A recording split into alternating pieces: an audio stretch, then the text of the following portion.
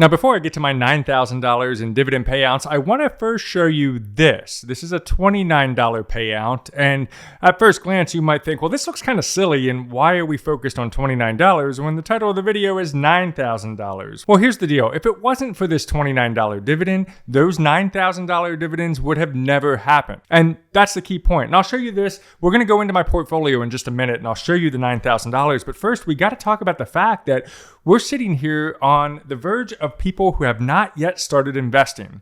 That $29, for those of you who follow my channel, are from the challenge that I started back in January of 2022, where I decided to, instead of buying Starbucks every day, I would take that $5 and invest it into the stock market from January 2022 until present day.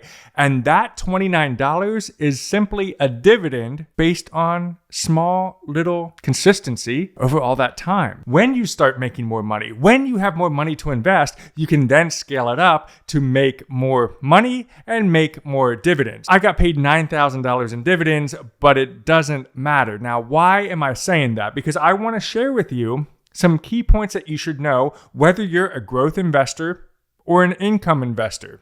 And there's a big difference. And if you're not sure what I mean, hopefully this video will help you. But before we get to the portfolio, today's video is brought to you by Moomoo. You can start a brokerage app if you haven't started investing yet with Moomoo. They are offering you an incredible deal, but hurry, this deal ends 12/31 of 2025. You can get up to $1,000 in NVIDIA stock and an 8.1% annual percentage yield on uninvested cash. Now, why I like using Moomoo is because they have research tools that absolutely blow away every other brokerage, because they include these research tools absolutely free as a result of you starting with them and scaling up your own brokerage. All you have to do, click the link in the description below, or you can scan the QR code that's up on the screen right now.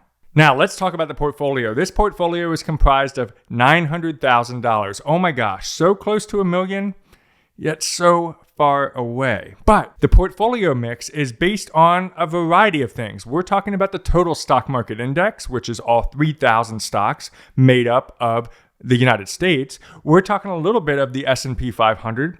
We're talking high growth funds such as QQQM, SCHG, and we're talking about dividends such as DIVO and SCHD, and a small fraction of individual stocks, and we'll break it all down. So let's hop over and take a look at the dividends, and this is on my favorite, the dividend tracker. I've been using this since like 2022 to track all my dividends, especially when I was scaling up my dividends in the beginning. But the first thing I want to show you, okay, it's $969,000 is the total value, but you're going to be shocked, especially if you're a dividend investor, about what I'm about to reveal. Are you ready?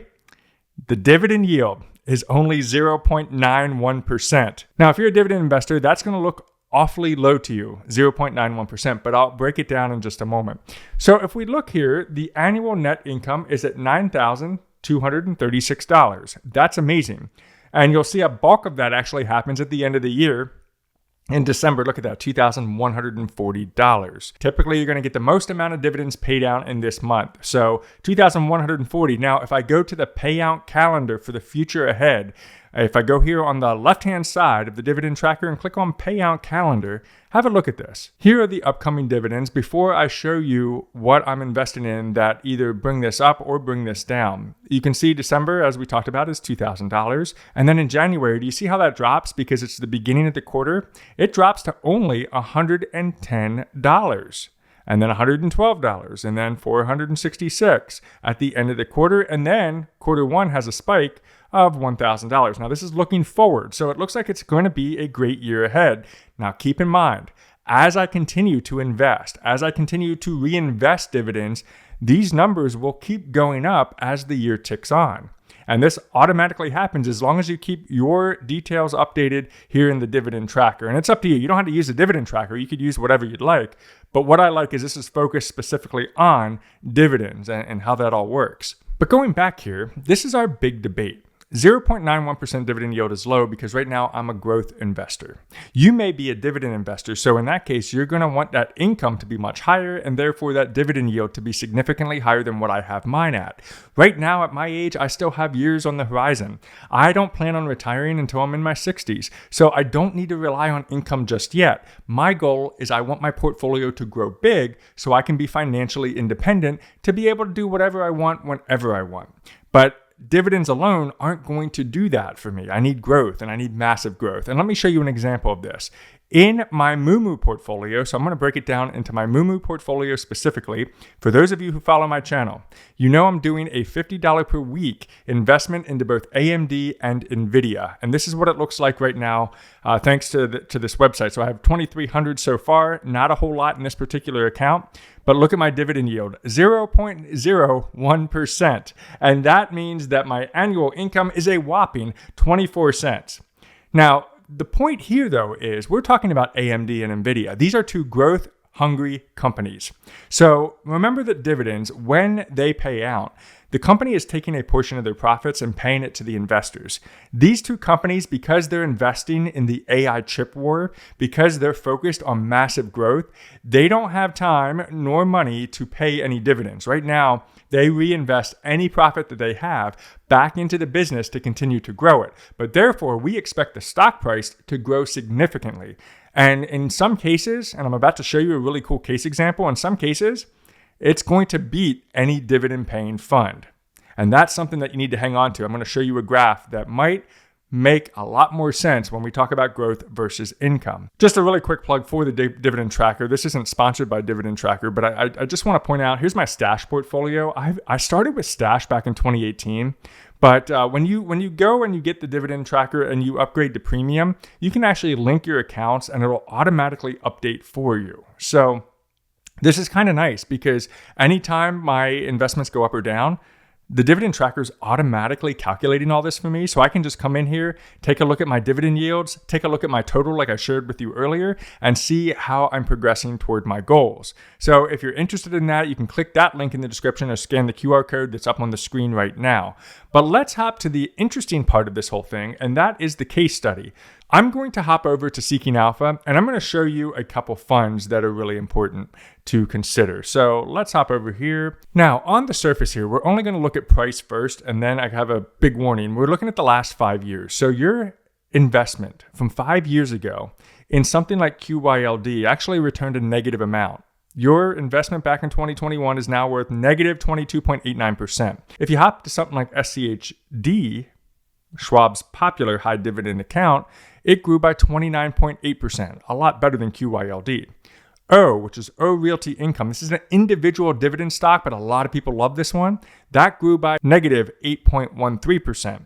Then you have Devo. Now Devo, shout out to this one, 41.01%. But look at the S&P 500 as represented by VOO, 85.6%.